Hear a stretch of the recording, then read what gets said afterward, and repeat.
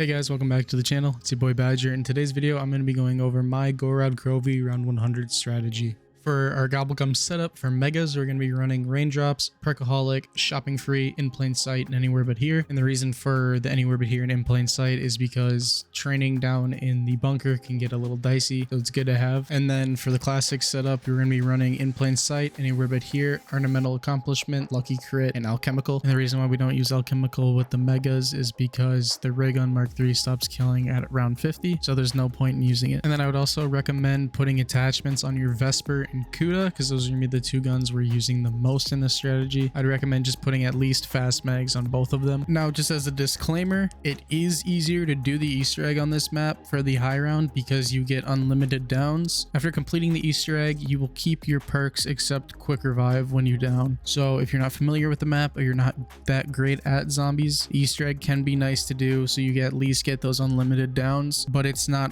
100% required. I will leave a link to a guide in the description. Now, before getting into the strat, there's a couple doors we need to keep closed. One to the right of the Vesper wall buy. Do not open that one. And then also the one in the back of the bunker. Do not open this. This will absolutely ruin the strategy. So this path that I'm showing you right now is the path that you want to take to power.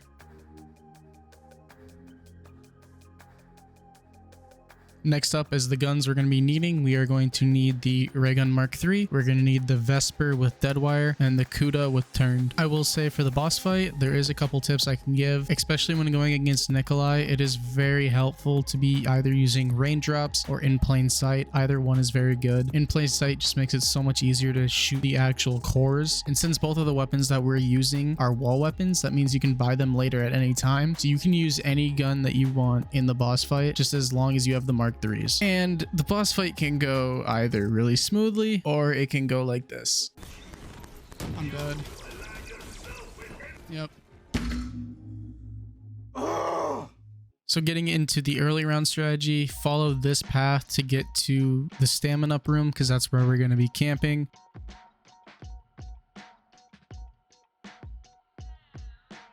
And then do not open this door until after 50. But for the early round strat, there's not really a lot for me to talk about. It's just sit against this door and use your Mark IIIs, use the black hole ability. The dragon will come down and breathe fire, but you can't be touched by it. And then you will also have Valkyries spawning to your left, right, and front of you. Those are super easy to deal with. Just shoot them with the normal Mark III shot and you'll be a-okay in this spot. You really shouldn't be struggling a lot in this spot. You also have the Gauntlet to use if you need it. You also have the Dragon Strike that if you need it. You also have your shield if you need to protect yourself pretty quick. You have a lot of stuff that works for you in this spot, but once you get to about 48, 49, that's when you'll notice the Mark III really stops killing. So just be wary of that. And then once around 50 hits, you can go ahead and open the door and you can go down into the bunker where we're going to be sitting for the rest of the game. And still just making sure you don't have either the doors in the bunker open, otherwise this will completely destroy the strat. I also recommend turning on the trap anytime you come into the bunker, as this will kill any zombies that are going to be coming in from the outside. You should always be turning on this trap whenever you can because it's just going to speed up the rounds a lot more. Now there's two different ways you could run this strategy. You can run it by using your AATs or you can run it by using your shield. The safer option is by far the shield option, but then with the AATs it's probably going to be a little bit faster, but it's a lot more stressful to say the least. So we're going to start off here with the shield strat, which is by far the easier strat, also the safer one. But so you're going to grab a shield, and I recommend coming into this corner and letting the zombies start hitting your shield a little bit. If you let the zombies start hitting your shield, it's going to be way easier to basically swap out your shields as you go. Because with this strategy, you're going to use all three of your shield blasts, and then you're going to have to let the zombies break your shield, and then you're going to go grab a new one. That's basically the overview of this strategy. But you don't want to have your shield be way too high in like strength, because then the more zombies are going to be able to come into the map and actually just swarm you. You don't want that to happen. So because of this is why we let the zombies break our shield just a little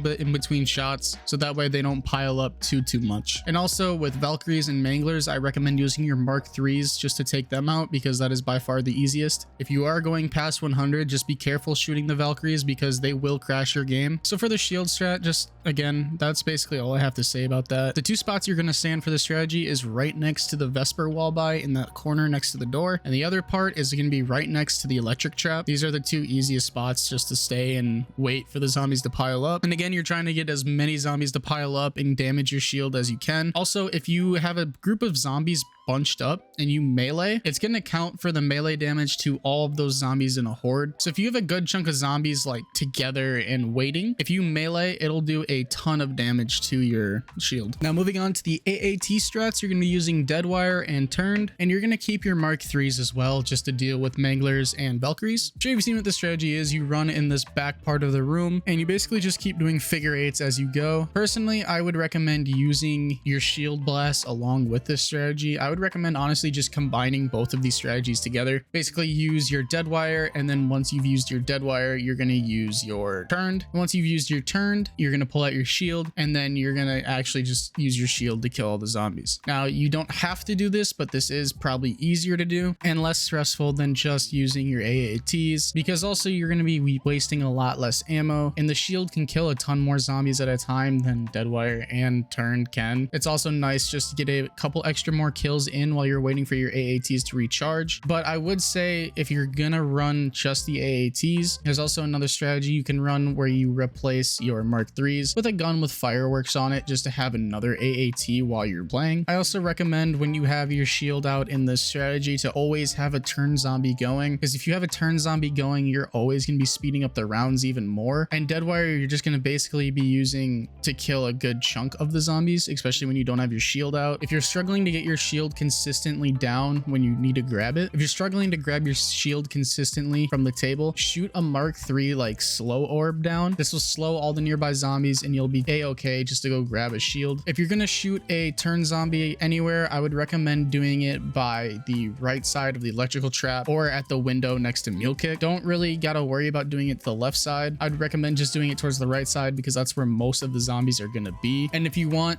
to use the shield more in the strategy, just be wary of how much damage it's taking, because if you're not careful, it'll mess you up so fast. I have had a couple of times where I've downed because I'm just not paying attention to the shield's health, and I let the zombies break it and I try to shoot and nothing happens, and then all of a sudden I'm dead and it's just a hassle from there. So let's say you go down and you need to go hit the Wonder Fizz. The easiest way to recover from going down is to throw a monkey on the ground. If you have your Dragon Strike right where I am right now, you're going to throw your Dragon Strike on the ground. I'm an idiot and I had trip mines on, so I got rid of my Dragon Strike. But then you're going to go find wherever the Wonder Fizz is. If you still have more than if you have only gone down 1 or 2 times, your quick revive will still be right there in spawn. And if it's still there in spawn, you are able to grab it. If not, you're going to head to the top of the department store. You're going to look around, try to find the Wonder Fizz. Wherever it is, go hit it. If you need to, throw a monkey on the ground and just hit it. It should give you your quick revive, your first spin. If it doesn't, then it's just going to move to a different location because it has no other perks to give you. In this game, I didn't complete the Easter egg, but this is how you would go about it. So now, I forgot to mention in the video that you also do have your specialist weapon, the Gauntlet. You have your flamethrower and your punch. Both are going to do infinite damage. But if you are going to go above 100, I recommend not using this a lot because it will crash your game, and there always is the chance of it crashing your game, even in the lower rounds. So yeah, you have it at your disposal. You can use it as much as you want, but just